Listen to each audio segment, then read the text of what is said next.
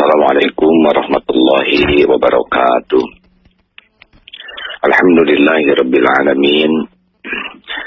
Allahumma shalli ala sayyidina Muhammad wa ala alihi wa ashabihi ajma'in.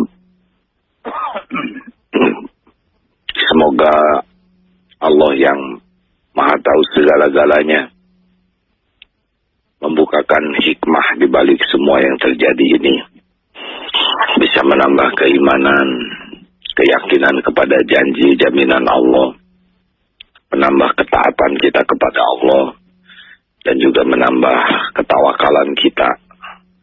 Amin ya rabbal alamin. Para pendengar jamaah sekalian, menyikapi apa yang terjadi kemarin, berikut ini AA menyampaikan apa yang AA tahu. Sebelum aksi ini dijalankan, telah ada kesepakatan antara para pimpinan yang akan memimpin aksi ini dengan Kapolri bahwa ini akan damai, tidak ada anarkis, jaminan. Kalaupun ada yang melakukan perbuatan anarkis, itu pasti bukan bagian daripada aksi ini. Provokator, orang yang memanfaatkan aksi ini untuk kepentingan mereka sendiri. Dan ini terbukti pada waktu hari Jumat kemarin. Darut Tauhid 1000 dari Bandung, kurang lebih 500 dari Jakarta. Dengan niat amar ma'ruf nahi mungkar, ikut dalam dakwah menegakkan keadilan ini sambil ikut membantu membersihkan lingkungan. Alhamdulillah, pagi jam 4, jam 5 sebelum subuh sudah sampai, dan pagi pun sudah mulai melaksanakan tugas bersih-bersih.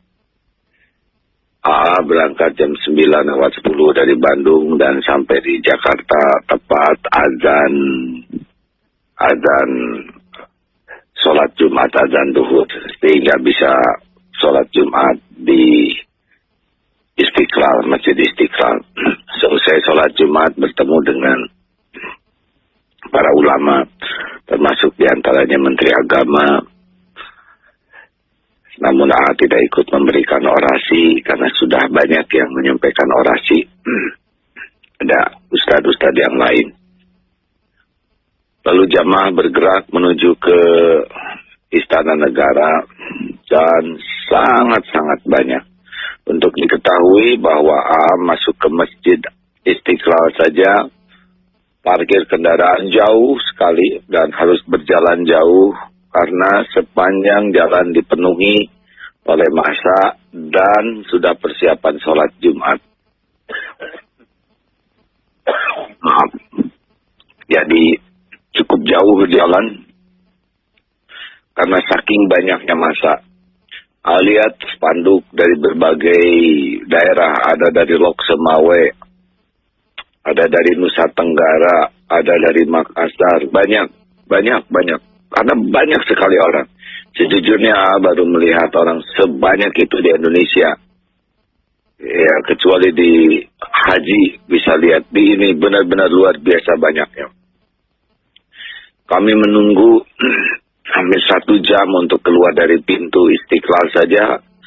Sangat lama sehingga diputuskan bersih-bersih di masjid sambil menunggu bisa keluar dari pintu gerbang. Jam 1 lewat, kita baru bisa turun tangga, dan itu pun macet, tidak bisa keluar dari gerbang Istiqlal. Maka diputuskan untuk bersih-bersih di tempat yang ada.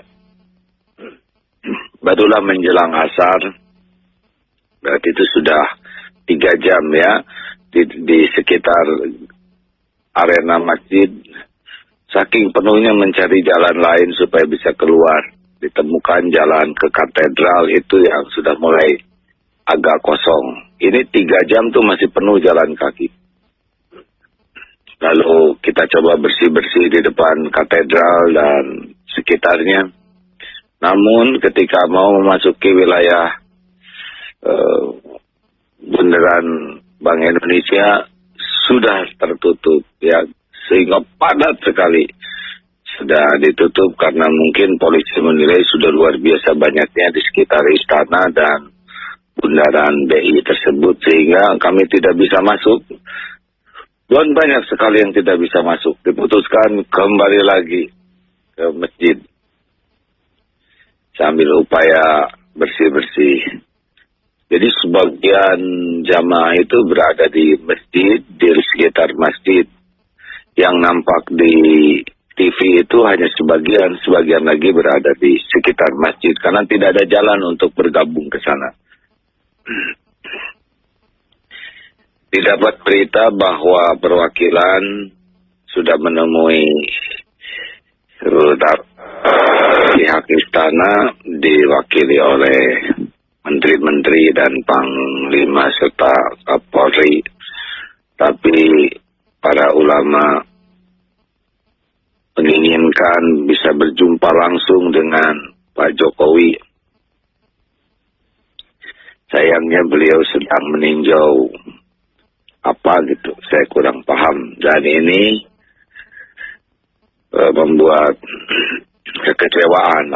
Sudah mengkhawatirkan itu waktu itu. Aduh, ini kalau Pak Jokowi tidak menemui, mungkin kecewa karena mewakili banyak sekali yang hadir. Dan yang hadir itu pun boleh jadi mewakili banyak sekali yang tidak hadir, belum bisa hadir waktu itu. Prihatin pada waktu itu karena kalau sudah kekecewaan, masa akan lebih mudah lagi diprovokasi. Orang kecewa lebih mudah terprovokasi. Sampai maghrib jalan tertib. Kami harus kembali ke Bandung karena memang kesepakatan dengan orang tua dan yang kami ajak adalah harus selesai maghrib. Malam itu sudah menjadi situasinya tidak mudah karena provokator lebih mudah masuk. Itu yang kami khawatirkan. Memantau dari jauh dan terjadilah yang tidak kita kehendaki bersama, yaitu sekitar sesudah Isya. Ada aksi lempar-lemparan yang kemudian bakar-bakaran. Ini sangat disesalkan. Sangat disesalkan. Jadi, melihat bahwa umat Islam yang sesungguhnya itu adalah yang pada waktu siang itu. Dikala begitu terik, panas, begitu banyaknya orang tetap sangat tertib.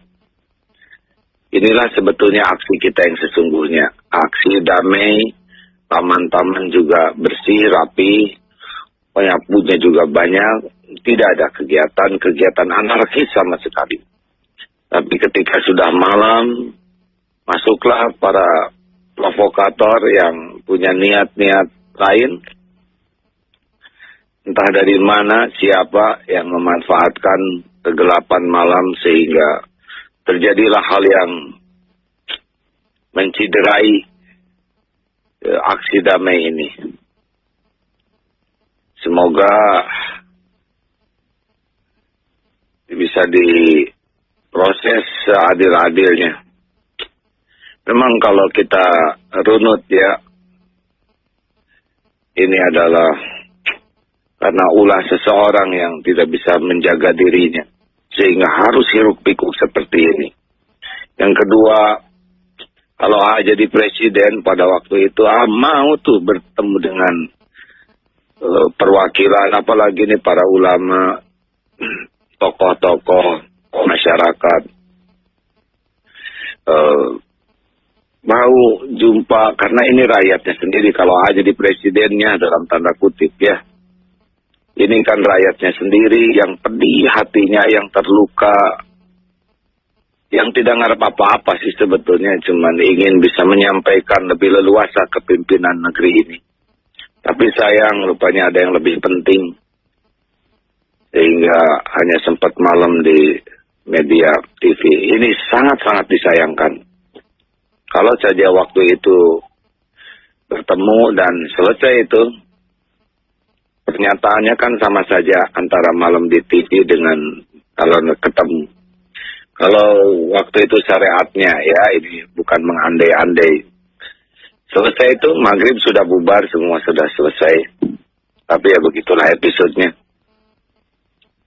Jadi saya menyayangkan, mudah-mudahan siapapun yang jadi presiden ke depan benar-benar bisa merasakan kepedihan hati rakyatnya, empati, dan ya bisa melakukan tindakan yang bisa melapangkan hati. Yang kedua, saya juga sangat menyesali dan tidak suka dengan anarkisme yang semalam terjadi.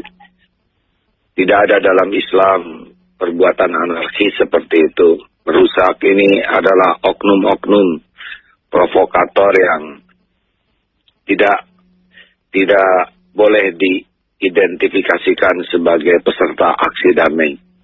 Mereka punya agenda sendiri yang memprovokasi ini. Dan yang terprovokasi, naudzubillah, segera bertobat kalau kita merugikan pihak-pihak yang tidak punya kesalahan.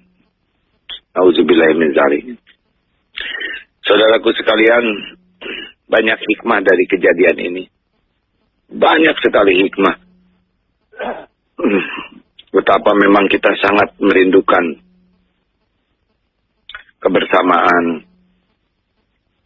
dipimpin oleh orang-orang yang punya hati peka, bersih, peduli, perhatian. Tidak ada gengsi-gengsi untuk menyelesaikan masalah. Bukan masalah menang kalah ini, tapi masalah bagaimana negeri ini bisa lebih aman, lebih nyaman, selamat. Mudah-mudahan akan semakin banyak lahir para tokoh-tokoh yang bisa menjadi tauladan, yang terjaga lisannya, terjaga akhlaknya, juga berkemampuan memimpin dengan sangat baik. Seperti halnya yang dicontohkan Rasulullah SAW. Sidik, benar dalam niatnya, benar dalam sikapnya, benar dalam ucapnya, dan sama sikap, ucap, hati, sama. Tidak ada kemunafikan. Selain benar juga selalu merindukan kebenaran yang tersebar. Yang kedua, amanah, memiliki rasa jiwa tanggung jawab penuh terhadap yang dipimpinnya. Tidak ada kepentingan pribadi, tidak ada ego diri, yang ada adalah bagaimana amanah ini bisa ditunaikan sebaik-baiknya. Dan dipertanggungjawabkan dunia akhirat. Bukan gaya-gayaan, bukan penting-pentingan, bukan wibawa-wibawaan. Tapi amanah besar yang harus dipertanggungjawabkan. Yang ketiga, fatwana, cerdas, mengerti sekali bagaimana menjadi pemimpin, menyikapi dengan cermat, meminimalisir potensi konflik, memperbesar manfaat. Jangan sampai menjadi pemimpin yang kurang cerdas, yang bisa memacu banyak masalah, yang bisa memperbesar kesusahan. Ini kecerdasan seorang pemimpin biasanya berkah dari kebeningan hati dan ketidaktamakan terhadap duniawi. Duniawi itu bukan hanya harta, hadirin. Ingin dikagumi, ingin dianggap kuat, hebat, teguh, itu juga duniawi. Kita tidak perlu pengakuan siapa-siapa kecuali keridhaan Allah saja. Dan yang keempat, tabligh. Seorang pemimpin harus menjadi penyampai kebenaran, penyampai dakwah, kemuliaan. Tidak hanya memimpin, tetapi juga harus jadi penyampai bagaimana orang bisa tahu nilai-nilai mulia di sisi Allah, mengajak orang memiliki nilai mulia di sisi Allah, amar ma'ruf nahi mungkar. Insyaallah pemimpin seperti itu akan mengantarkan yang dipimpinnya, masyarakatnya, umatnya menjadi berkah. Dan di akhirat nanti, insya Allah akan dapat pahala mengalir yang tiada terputus. Jadi pemimpin di dunia sebentar saja, tetapi di akhirat kelak pertanggungjawabannya luar biasa. Maka jangan terjebak dengan rasa bangga dengan amanah yang ada. Tidak lama. Yang pasti lama itu adalah pertanggungjawabannya dunia wal akhirat. Terima kasih sahabatku sekalian kepada siapapun yang berdoa, yang benar-benar merindukan kebaikan, juga yang kemarin sudah bergabung. Tidak ada gaya-gayaan dengan pengki dan sapu lidi, kantong kresek, mudah-mudahan diterima oleh Allah ya. Pada semua donatur, insya Allah nanti diumumkan berapa dana yang terkumpul dan terpakai. Juga terima kasih kepada semua aparat keamanan yang dengan segala daya upaya berusaha keras agar berlangsung aman. Saya tahu mungkin banyak di antara aparat yang hatinya juga sama dengan apa yang kita rasakan, kepedihan ini. Hanya tugasnya memang sebagai penjaga keamanan. Terima kasih lihat kemarin bagaimana tim Asmaul Husna berusaha berdoa kepada Allah, para polwan yang menggunakan jilbabnya. Masya Allah. Ya, dari berbagai aparat, tentara, polisi yang pasti menginginkan kebaikan. Hanya orang-orang tertentu saja, entah dari pihak mana yang berniat buruk, yang mencederai semua ini. Terima kasih kepada seluruh lapisan masyarakat yang ikut mendoakan, ikut berkontribusi, dan serta ikut prihatin dengan keadaan yang tidak baik di penghujung aksi ini. Pengetahuan pagi ini sudah bubar. Mudah-mudahan kembali ke rumahnya masing-masing dan bisa melaksanakan kewajiban lainnya. Banyak hikmah yang bisa diperoleh dari semua ini. Yang paling penting, hikmah ini membuat kita semakin bisa lebih baik.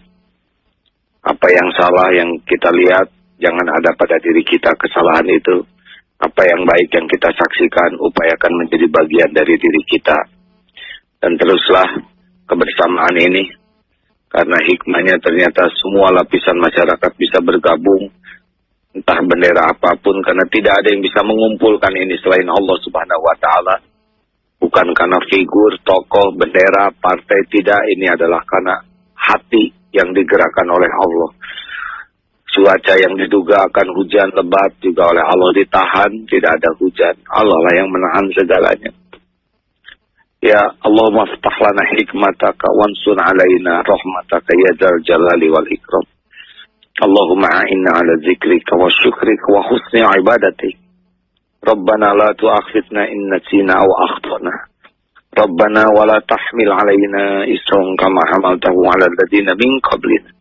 Rabbana wa la tuhammilna ma la taqata lana bihi wa'fu 'anna waghfir lana warhamna anta maulana fansurna 'alal qaumil kafirin. Rabbana atina min ladunka rahmah wa hayyi lana min amrina rasyada. Rabbana atina fid dunya hasanah wa fil akhirati hasanah wa qina azabannar.